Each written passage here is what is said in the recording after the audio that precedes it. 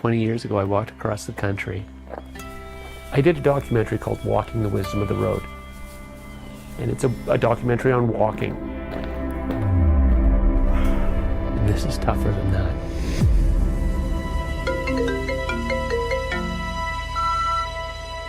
Hey Dean, it's Michael, how are you?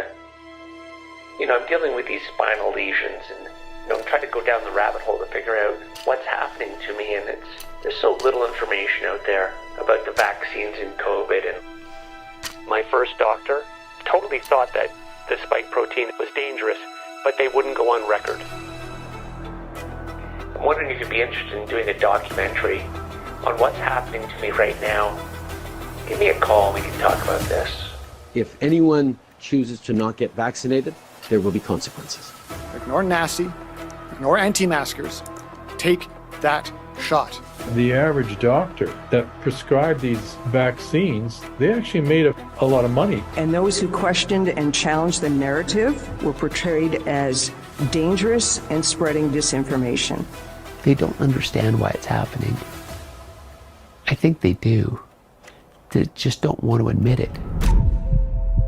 We imposed measures on people in this country. We are now turning our back on someone like Michael, and I know he's not alone. So are the vaccines safe and effective? No. I can't walk. My hands barely open. I have a spike protein infection. Spike proteins are now known to damage various parts of the body. They seem to damage different organs in different people. I too was injured by the COVID injection, and I was looking constantly for some way of clearing the spike protein from my body. I had tried many other protocols. None of them really did much. We think that virtually everyone will have this pathological toxic spike protein in the body. It feels like I've been put out to pasture. It feels like I've been left here to die. And I said, no, there is hope. We do have something that takes the spike protein out now. I believe there's hope for people who have had COVID, long COVID, spike injuries, etc., as we've been talking about. Hi Michael, it's really lovely to see you. We're all going to work together to get you better. I can't deny the fact that it has been a game changer for me. He goes, Tiffany, I haven't been able to straighten my fingers in 5 months. He was celebrating. Without hope and without a purpose in life, there's no reason to live. And now I find I have a purpose again, and it makes me feel human.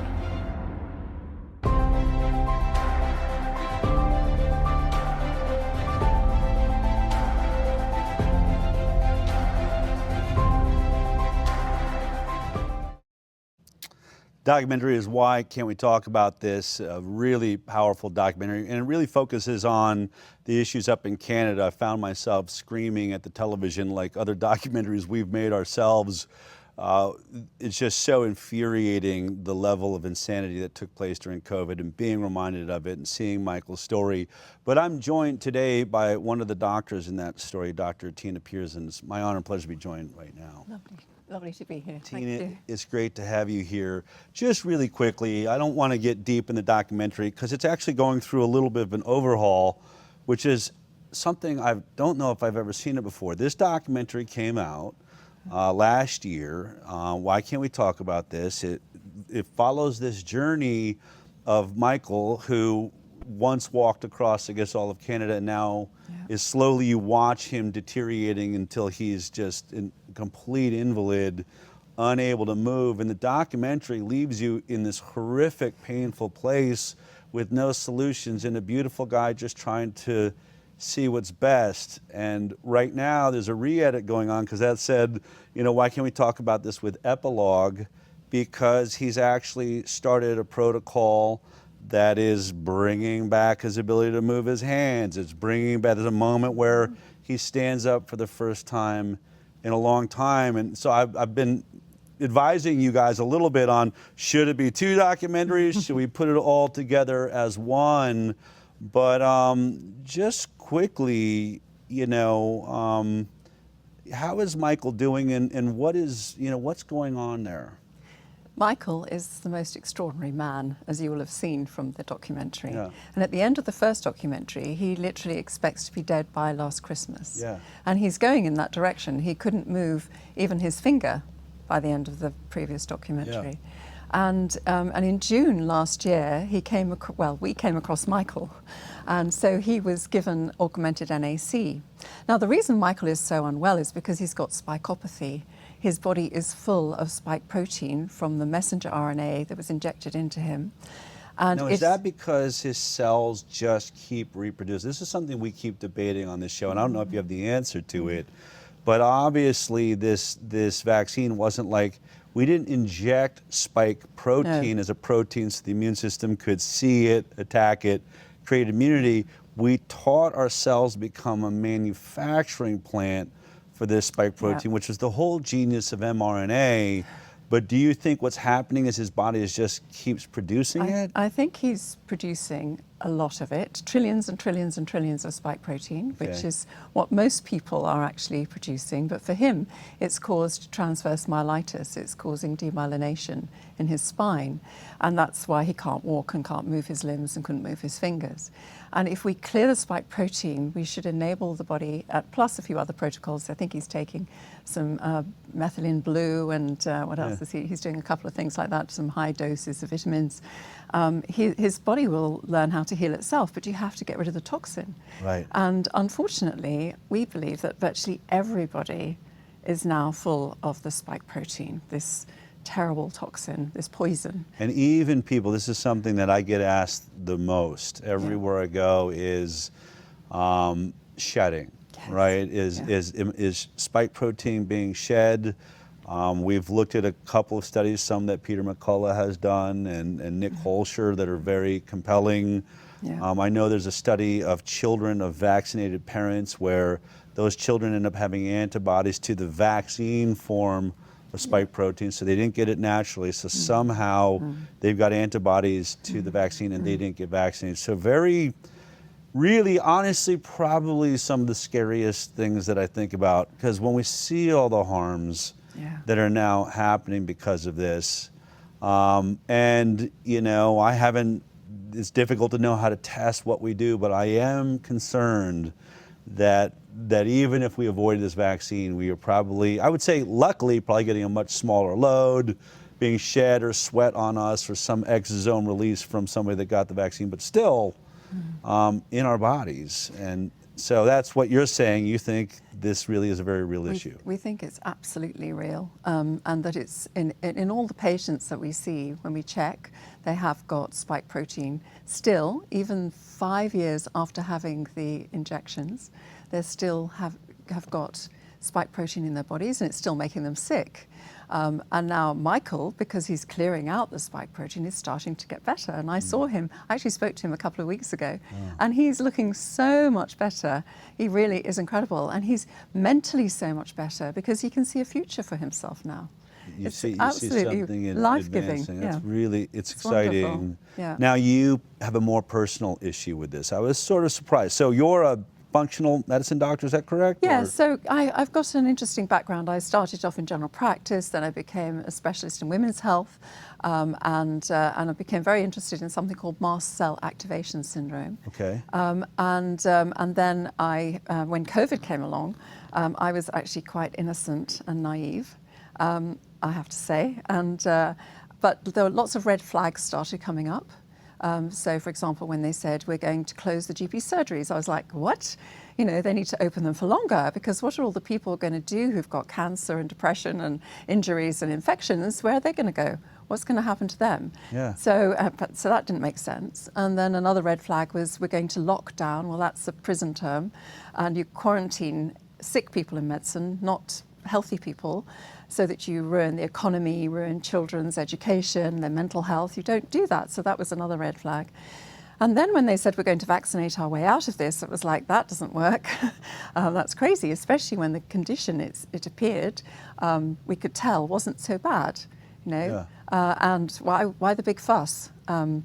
And the first thing you do with any kind of infection is you work out which group it's going to affect the most, who are the vulnerable people, and then you protect those. Yeah. Well, the average age of death in the UK from COVID was 84 for women and 81 for men, which is actually higher than the life expectancy. Right. So it was not a really big issue, and yet they destroyed the economy, et cetera, et cetera. So a lot of red flags And more were coming horrifically, out. just while we're on it, vaccinated children to protect the elderly, something that I've never, you want to talk about a red flag, something I've never seen in the history of medicine. We never put our children at risk to protect the elderly. It's usually the opposite. Well, it was so bizarre, wasn't it? Because they were saying it was safe and effective. Now, if it's effective and you have the vaccine, you shouldn't care less whether I have it or not. Right. Me having it isn't going to protect you because you're protected by your vaccine. Right. So the whole thing, that was another big red flag. It was like, that doesn't make sense. Yeah. You know, crazy. Absolutely crazy. And when they said they were going to start vaccinating children, I actually burst into tears when I heard that on the radio, because I just knew it would cause so much harm and deaths and cancers and illnesses in these children. So absolutely terrible. But I actually was forced into taking 2 of the vaccines. I wasn't frightened of acute COVID because I knew how to treat that. I'd worked that out in the spring of 2020. So you were already having success against COVID? Tremendous success. Tremendous What were you success. using? I'm curious. I was using high doses of vitamin D, vitamin C, magnesium, selenium, zinc, quercetin, which is a mast cell stabilizer, and antihistamines. Because I'd been treating people with mast cell activation syndrome. What is that? Let's just, because you keep saying it, what is mast cell? Okay. What does that mean? It's a genetic condition where 20% of the population have overreactive mast cells, which are part of your immune system. The mast cells are the first responders, if you like. They're the ones that first react if an infection comes through your skin or into your nasal passages or into your lungs, into your gut. They're the first ones to respond. And in 20% of the population, they are overreactive and they release too many cytokines that cause massive inflammation in the body.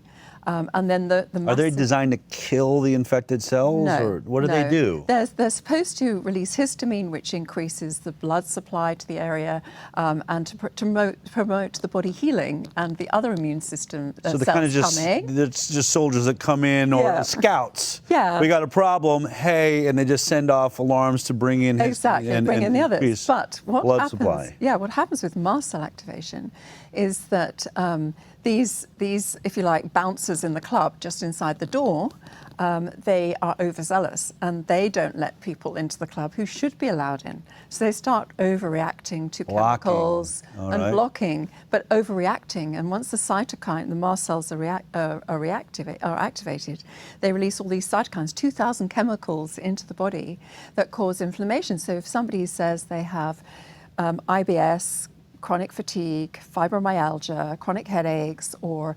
rosacea, eczema, psoriasis, all of these conditions are actually caused by the mast cells. And so 20% have this propensity, and they were the 20% who were getting into difficulty with COVID. So it wasn't the COVID that was causing them to cough and cough and cough and cough. It was their mast cells' reaction to the COVID that was causing inflammation in their lungs.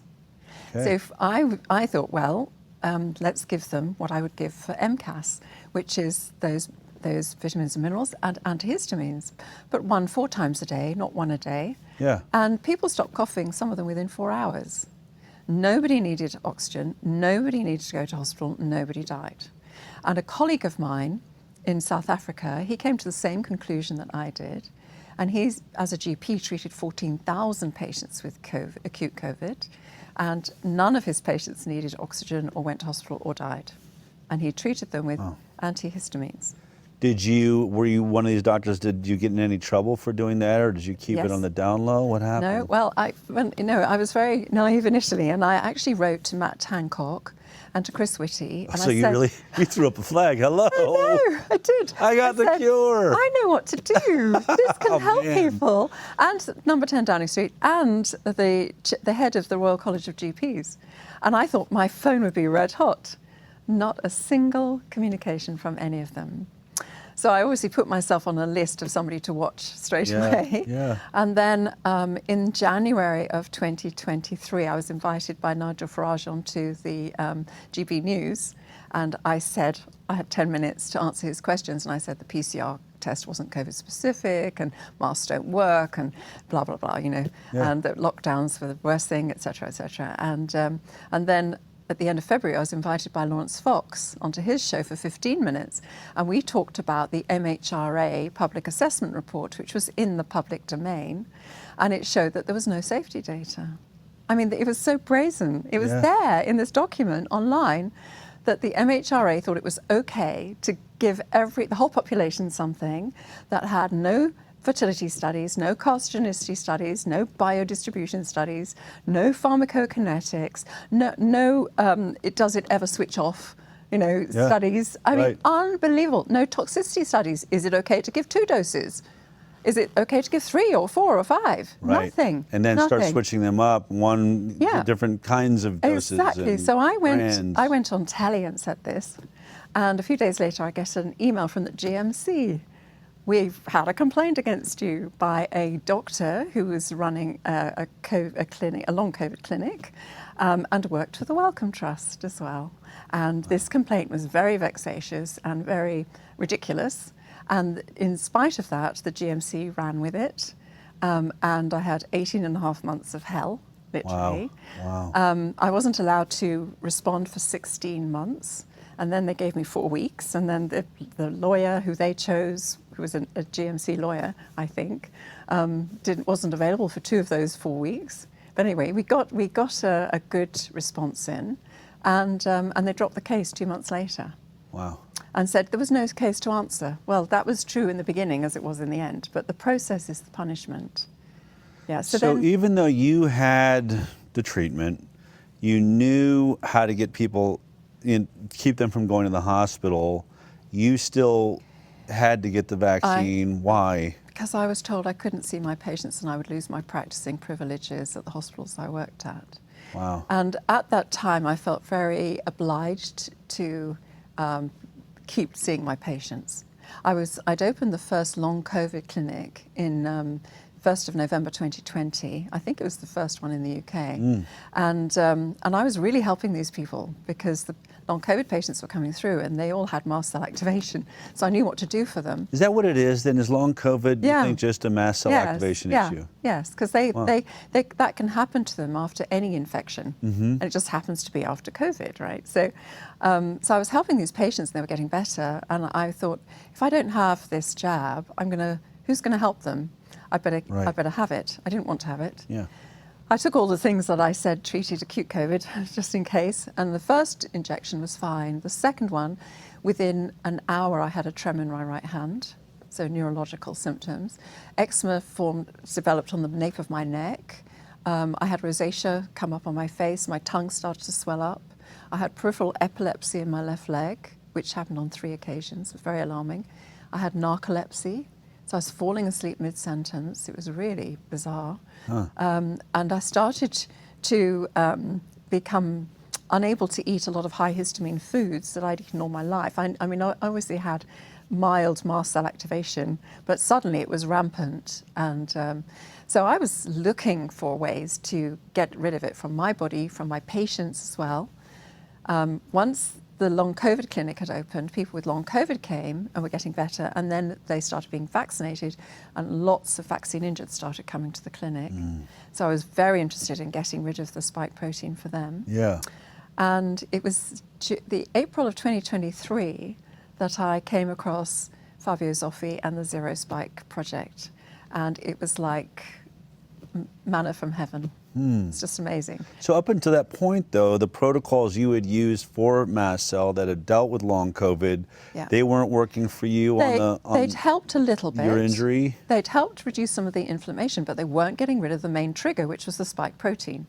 Okay. So the spike protein... So you were dealing with the symptom, the reaction to it, but you weren't getting to the spike protein that was kept sending your body into a reaction. Exactly.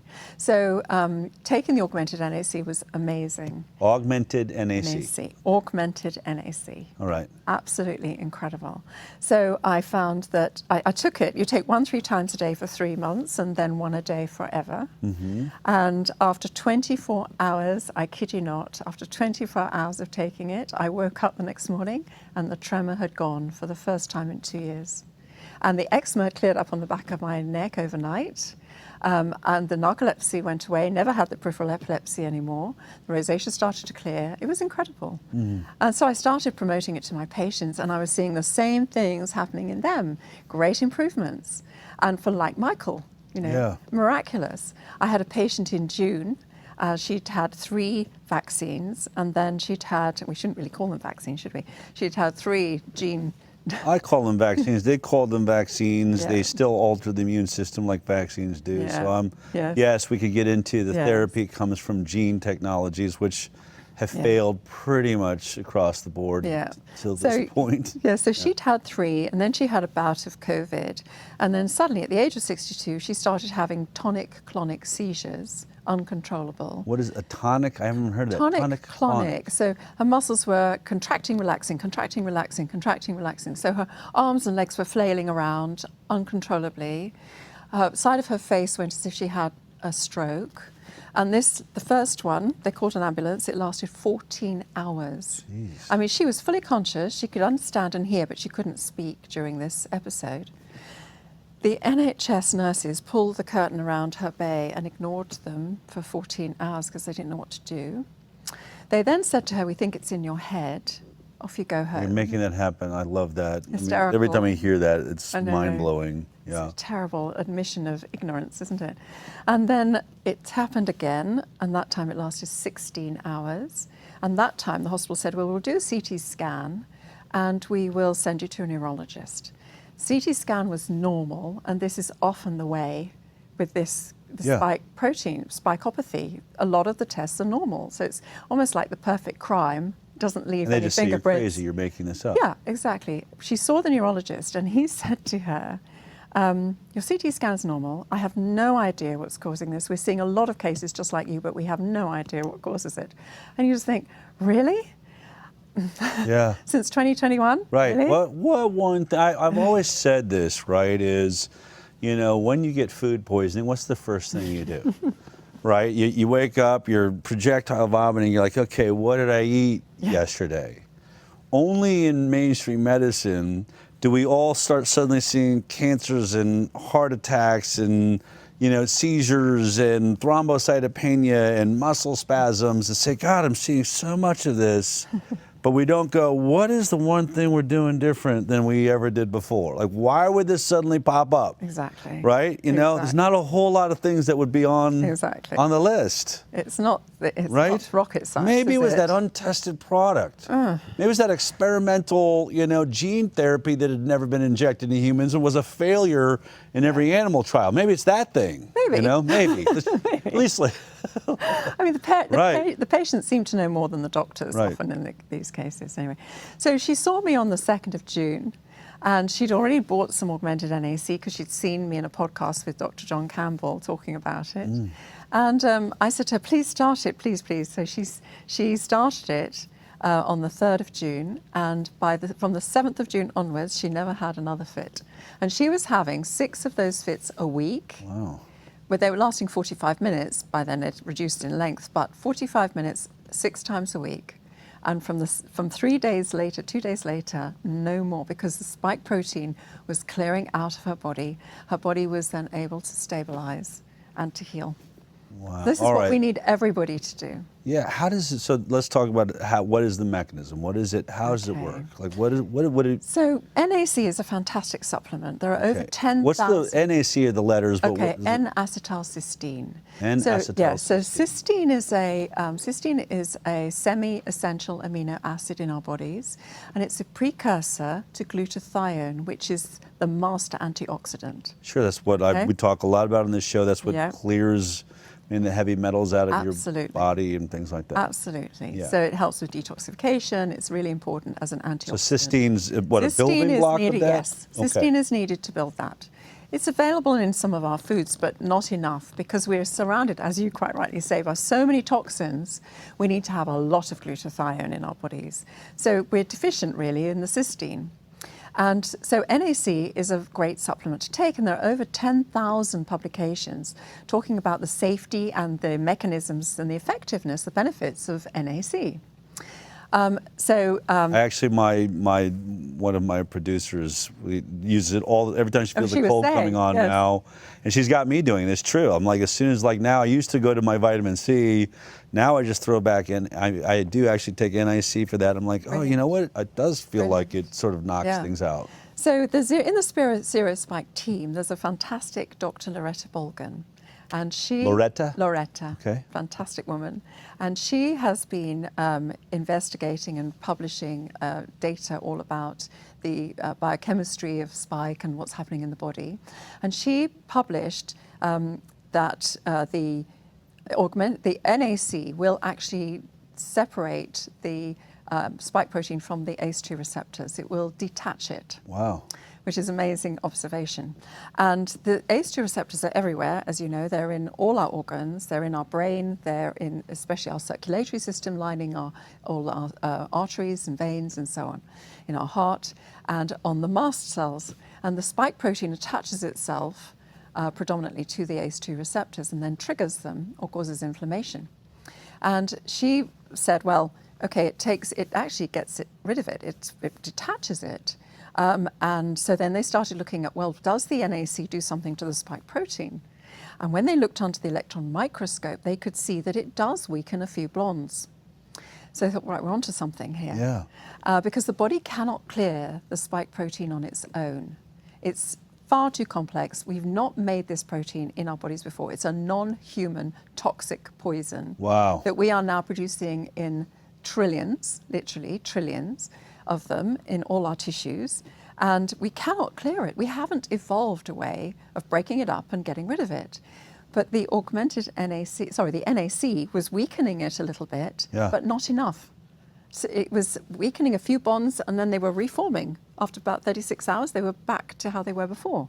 So that wasn't good enough. They were working with a quantum physicist and they developed a process by which they increased the stability of the electron excitation in the molecules, which means that all of the molecules behave optimally and it's much more bioavailable to the body. So all the benefits of NAC are now multiplied up many times because it's just a much more powerful kind of NAC. I know in the documentary it was well described by one of the people, like, you know, light, you have a fire, then if you take the same energy of fire that's all over the place and you focus it into the light that's in a laser, I thought that was an interesting way to put it. So it's aligning so that there's more focused energy. Exactly like that. Yeah. It just makes all of the molecules aligned properly, and so they are more powerful. So it's much more bioavailable than ordinary NAC. So ordinary NAC, 15 to 25% is absorbed by the gut. So only that is available to you when you take your tablet. But the augmented NAC, 60 to 80% is bioavailable. So you can imagine how much more powerful that is in the body. And it has this ability to enter the spike protein, which is a very complex structure, and to break it apart into multiple little pieces that are then picked up by the liver and excreted in the urine. They also then developed a urine test to pick up the metabolites by mass spectrometry in the urine so they could prove that people were actually clearing it. So there has been some, because I was going to ask you, like, what you have, you know, what, I'm just playing devil's advocate, they'll refer to as anecdotal evidence. You have your own experience. We have Michael in this documentary. You have patients that are, you're seeing, I'm trying everything, and then you know, obviously add one more element and suddenly start getting different results. But what kind of science, you know, are they doing around the development of this? Okay, so they've done some looking at, they've done a urine spike test on hundreds of thousands of Italians because it's available in Italy. And now it's available in America in a Texas lab. And I've actually got an offer for your viewers, which is very exciting. So they've said that if people go onto zerospike.org, they'll be able to see where they can register to actually be part of a research project. And they can buy the urine spike test for £99 from this Texas lab. But the Zero Spike team will give them a free result. So the test they'll just buy is the urine creatinine test. And that's going to tell me if my body's got spike in it? Yes. Wow. So if you take some augmented NAC and do the test and you've got the metabolites, then you know you've got spike protein in you. It could also be used to see if you're using a different remedy that you think is supposed to be helping you. You can see if it is, because you could test the urine. They will do the analysis side for free, Okay. So it'll just be literally for the buying of the sort of test initially. Okay. And they'll do it for free for the whole of the states. Wow. Which is amazing. I hope they get buried with that offer. I think they will. Yeah. I think they will. And then people can use the augmented NAC, and on day 8 they could do the urine spike test and see have they got. It'll show them whether they've still got spike in them. If it's negative, they haven't. Right. But if it's positive, they have, and they're clearing it. Wow, and all that's explained if they. So I think we brought up the website. We've got the website for that. So zerospike.org. Zerospike.org. /EN/register UST or something. It'll be on the website. All right, and we'll obviously post that. Yeah, fantastic. So you seem pretty hopeful that this, because this is probably one of the, as I said, one of the number one questions I have. You feel hopeful that you have found something that can start clearing spike. I mean, you seem pretty positive about it. There are papers. I've started something called the Dr. Piers Institute, and the website is drpiersinstitute.org, and a lot of these papers are on the website, so people can register and they can see them. They can see there's a paper written about the urine spike test, going into all the science of it. We've written a paper on fertility and how the spike protein affects male fertility, the actual mechanisms that occur, how it inhibits a particular enzyme that is essential for healthy sperm, and how the augmented NAC will restore 97% of the kallikrein-3 enzyme activity. Ordinary NAC will reactivate 47%, but the augmented 97%. Wow. So we've got these papers are all on my website, on the Dr. Piers Institute website, so people can see that. There's also a paper about prion disease. So now you're getting into the most terrifying thing there is, absolutely. right? We're talking about like mad cow disease, total deterioration of the brain. Yeah, Parkinson's, dementia, Alzheimer's. There's a very good paper written by Fabio Zoffi actually on the website about the prion disease and how the augmented NAC will prevent the misfolding of the proteins, which the spike protein can cause when the body is under certain sort of pressures of oxidative stress, etc. And the augmented NAC prevents it. And I mean, if I take NAC, because it seems to be pretty safe, no one's told me I have to worry about dosing on it. Would augmented NAC do all the same things my NAC is already doing? But better. But better, okay. Yeah. More bioavailable, which means more absorption, more in your body, and more effective in all of the actions, positive actions. So it's really good for your immune system. It's good, it goes through the blood-brain barrier, which is really important because then it can actually remove the spike protein from the brain. So, I mean, when somebody's had COVID infection, that COVID spike does not go through the blood-brain barrier. That's why the blood-brain barrier is there, to protect you from infections, like the placental barrier. But because of the lipid nanoparticles... I know, I was just talking about it earlier. Yeah, you were talking about it. It went through. So we got spike into our brains. So it's important that the NAC gets into the brain, and the augmented NAC will clear out the spike protein from the brain. One of the most common things my patients say is, my brain fog has gone, I can think again. Wow. And it also, we know that the spike protein can cause 86 different neuropsychiatric conditions. And there's a paper on my website about that. I can't tell, you know how many people tell me, just totally anecdotally when you bring that up, my relatives, they're like different people. They're not acting the same. When people report that are out there in our audience, like, it feels like it's changing their personality. I mean, I don't know, but I would imagine that sort of fits in there. Well, look, I mean, it sounds absolutely stunning. I know that you're on this all the time, and we could talk more and more about it. My understanding is you guys are offering also a 10%, I think, discount. Do we have that? Yes. Here you go, everybody. If you want to try this out, which is all that I think I can say about it. You can check it out for yourself. It seems like a pretty, safe product, but 10% code, there it is. Just get that code and you can use that to try it out. I want to thank you for bringing this to our attention. I certainly was really compelled by your story when we met in Guernsey, and I wish you all the best of luck in future, and I hope that we can fund more science and get more data on this, because it, you know, obviously we're up against pharma, and they'll say you don't have the $100 million, you know, placebo-based trial. Ironically, they care about that when it comes to, you know, products like vitamins that might actually work. They won't do it for a vaccine, but that's a whole other story. But I really want to thank you, for taking the time. Thank you Absolutely. very much. Thank yeah. you. I want to just do a little bit of a caveat. We don't give medical advice on the HighWire. We try to stick to peer-reviewed science. But I've also said to you that in this world, we want you to know that there are some options out there, and that there are companies that are trying to do things. We've had Dr. Peter McCullough on, and I've recommended some of his protocols. Here, all I can say is I've seen many of these stories. They're very compelling. You just heard that story yourself. But I want you to use your own intuition if this is something that you want to try. It seems relatively safe.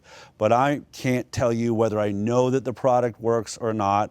Obviously, large, giant studies and trials are rarely done on breaking science and things like this. So you can go to the website, you can look at all the science they have done. I think it's very interesting, but we want to do this because we want to start letting you know that there are other options out there and things that you may want to try, especially if you're suffering and you're trying all these other things that aren't working. And some pretty cool offers here. You know, getting a urine test could be really interesting to see. If I've got spike protein, I want to get all over that, and of course a discount. So I want to thank you for all that opportunity, and I just want to say to you, you know, use your intuition, use your guidance. You're the final decisions that you make on health. This is just one of those options that is out there.